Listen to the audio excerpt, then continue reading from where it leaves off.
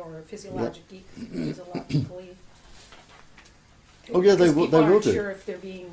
Yeah, I mean, there's nothing a scientist likes better than a good challenge. Mm-hmm. So if I'm targeting you and I know that you know I'm doing it, and you decide to counteract this, mm-hmm.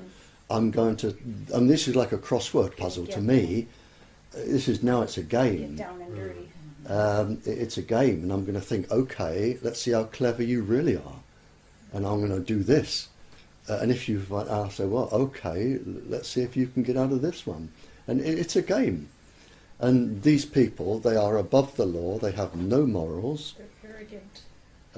Arrogant, and they cannot be taken to court. Well, I think that's where they get their, what can I say, the solitude from. They don't fear nothing because they know nothing can happen to them, or they can't be. Yep. They don't have to answer for anything they do. So No. that's why they're doing extensively all over and over again. Oh, you're right, Stephen. You're absolutely right. And scientists are kicking back, and they are writing papers, but they know that if they expose the industry, and a very, I can give you two examples if you like. Tell me if I'm blabbing on too much about. What I'll give you an American and a British one. In this country, a scientist asked to see me, and he said, "I've had a really bad problem, Barrie," and he was at a top. Still is a top government scientist, and he said, "I've just done an experiment, and this is to do with Tetra." Right. He said, "I've just done an experiment for the government." He said, "I was asked to test the heart and the brain against the Tetra wave frequencies and assess them for damage." And he said to me, "How long would it take you to do that experiment?" And I said, "Well, I would follow the same path the drug companies tend to follow. 10 years. I said I would do cell cultures, and I wouldn't experiment on animals. I don't believe in that sort of thing. I would use cell tissue and body tissue, and over 10 years, I said I would have a fairly good write-up ready." He said, "Do you know how long they gave me?" He said, "Within the hour, I completed both and had time for a cup of coffee. 10 minutes for one, 20 minutes for the other." He said, "Now clearly it came out negative and safe. And all the people were told was that the police, was that the country's top scientist had tested it and found it safe. Right. They didn't say it was in 10 minutes. And he said, now I know this is going to cause cancer. What can I do?" Wow. He said, "I've got a kid at university, I've got 2 kids at college, I've got a huge mortgage. If I breathe a word of this, I'm going to lose my job and I'm never going to get another one." He said, I've painted myself into a corner. He said, "I've done nothing wrong. They gave me the directions, I did the experiment, I've given them the result." He said, I know morally what they're going to do," he said, "but I've got my family to think of and I don't know what to do." And I said, "Well, I can't advise you. You must do what you think. I know what I would do, but I don't know what you would do." And he kept quiet, and he let it go through. So that's what's happening. And he thought of his girl at university and his kids at college, and thought, this is where my priorities lay. That's one example. Another, I think, and I've met this gentleman, I stayed in London with him, is George Carlo. Your American Professor George Carlo. He did probably a 10-year experiment for the industry. He did a 10-year experiment for the industry. He found that microwaves caused cancer. they said, we're not going to publish, and he said, well, you must, because people need to know this. Sure. And they said, no, we've decided not to publish. And he went ahead and published anyway. Oh, yeah. Lost his job, lost his research job, had his house burnt down. Oh my God. But he had a book that came out. George Carlo, he's did very well, famous. called Cell Phone or something. I Yeah. might be thinking of Yeah. something. Do you know how it's spelled, Carlo? You know, Carlo, C-A-R-L-O, George Carlo. Oh. George Carlo. He now runs a consulting, electromagnetic consulting organisation in the United States. He's based in California, I think. And he now spends his life taking on the industry.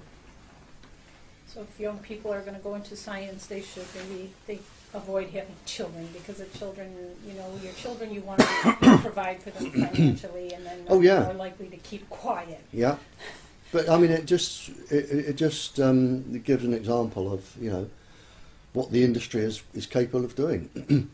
Another one in America, a very famous man, Henry Lai, L-A-I, professor.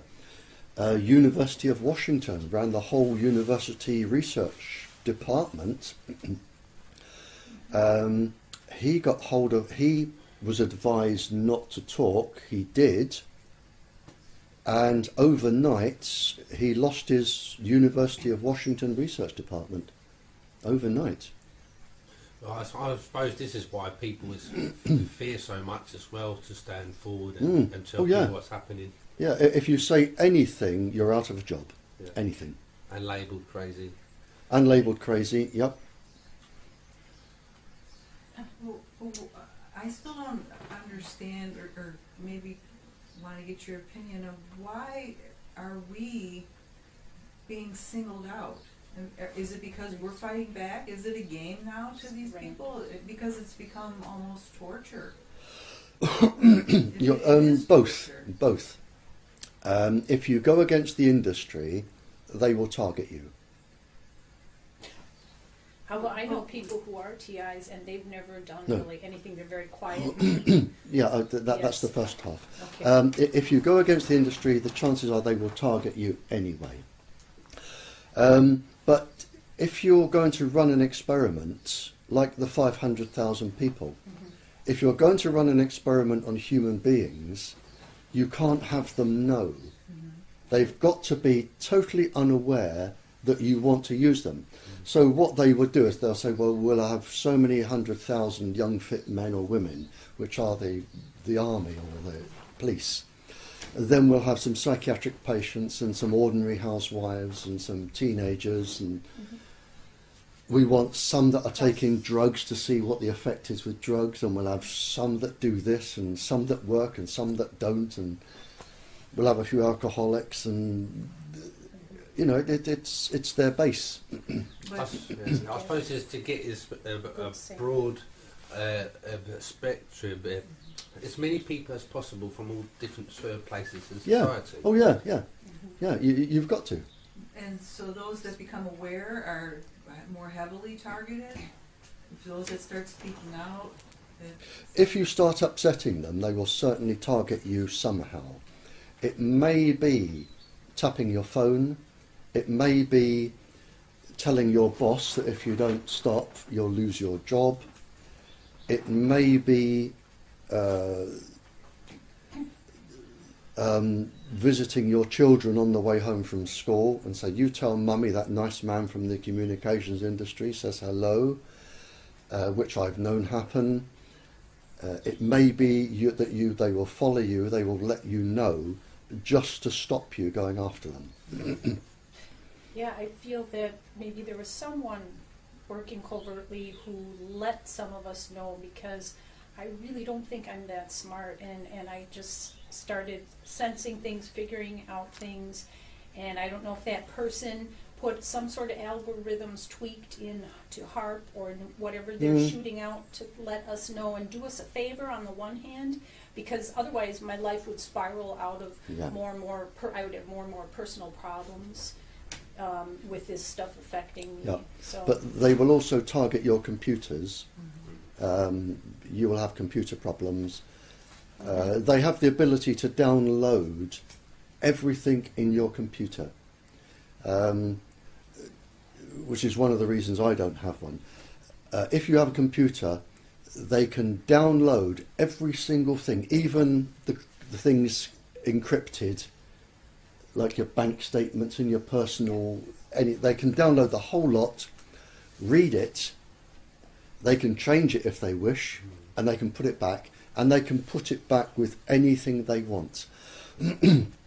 And it's not unknown for people to switch on a computer and find child pornography Right. in the memory. And then there's a knock at the door, and you give up then fighting the industry, because now you've got to try and work out how it got there, convince all your neighbours you're not a paedophile, tell the police, and you could end up in jail.